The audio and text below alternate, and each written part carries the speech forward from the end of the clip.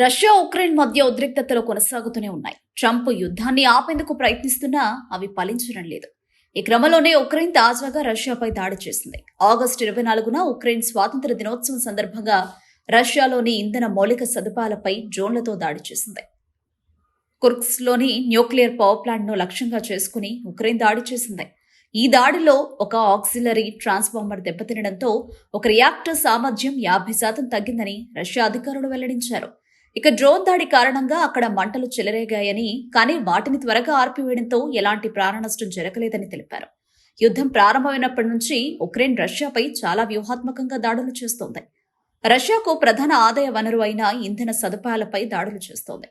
అందులో భాగంగానే ఇప్పుడు రష్యాకు ఎంతో కీలకమైన కుర్స్క్ న్యూక్లియర్ పవర్ ప్లాంట్పై దాడి చేసింది. దీంతో రష్యా పవర్ సప్లైపై తీవ్ర ప్రభావం చూపిస్తోంది. ఉక్రెయిన్ చేసిన దాడులతో రష్యా చమురు సరఫరాపై ఆందోళనలు పెంచింది. ప్రపంచంలో అతిపెద్ద చమురు ఉత్పత్తిదారుల్లో రష్యా ఒకటి.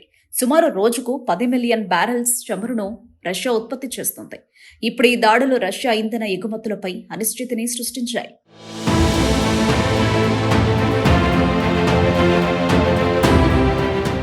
ఉక్రెయిన్ దాడి తర్వాత రష్యాలోని బ్రెంట్ క్రూడ్ ధర 0.12% పెరిగి $67.81 చేరుకుంది. ఇక వెస్ట్ టెక్సాస్ ఇంటర్మీడియట్ క్రూడ్ ధర 0.22% పెరిగి $63.80 చేరింది. ఈ ధరల పెరుగుదల గ్లోబల్ ఎనర్జీ మార్కెట్లలో అనిశ్చితికి దారితీస్తోంది. ప్రస్తుతం రష్యా నుంచి భారత్ పెద్ద ఎత్తున చమురు దిగుమతి చేసుకుంటోంది.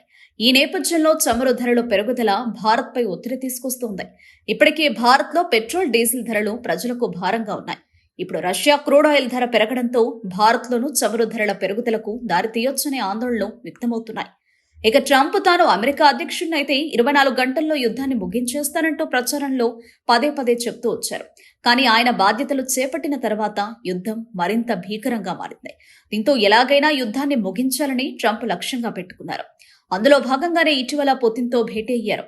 కానీ ఆ చర్చల్లో ఎలాంటి ఒప్పందం కుదరలేదు. మరోవైపు పుతిన్, జెలెన్స్కీ మధ్య సమావేశాన్ని ఏర్పాటు చేస్తానని చెప్పడంతో యుద్ధానికి ముగింపు లభిస్తుందని అంతా భావించారు. అయితే ఉక్రెయిన్ ఇప్పుడు రష్యాపై దాడి చేయడంతో శాంతి చర్చలు మరింత క్లిష్టతరంగా మారతాయని విశ్లేషకులు ఆందోళన వ్యక్తం చేస్తున్నారు.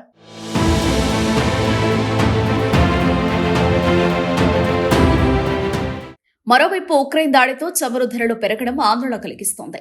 ట్రంప్ ఇటీవలే రష్యన్ చమురును కొనుగోలు చేస్తున్న నేపథ్యంలో భారత్పై టారిఫ్లు విధించారు. ఆగస్టు 27 నుంచి భారత ఎగుమతులపై టారిఫ్లు 50% చేరనున్నాయి. ఇప్పుడు రష్యా క్రూడ్ ధర పెరగడంతో దీని వెనక అమెరికా హస్తం ఉందా అనే అనుమానాలు వ్యక్తమవుతున్నాయి. భారత్ చమురు కొనుగోళ్లు నిలిపివేయాలని హెచ్చరించినా పట్టించుకోవడం లేదు.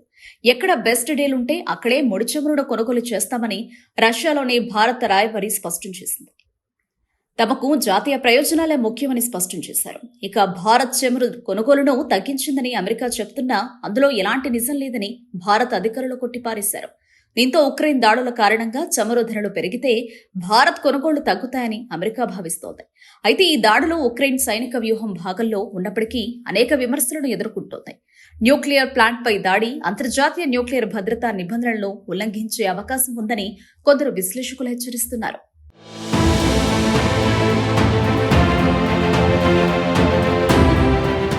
ఇప్పుడు ఉక్రెయిన్ చేసిన దాడి ఇరు దేశాల మధ్య సంఘర్షణను మరింత తీవ్రం చేస్తోంది. రష్యా ఈ దాడులను ఉగ్రవాద చర్యగా అభివర్ణించింది.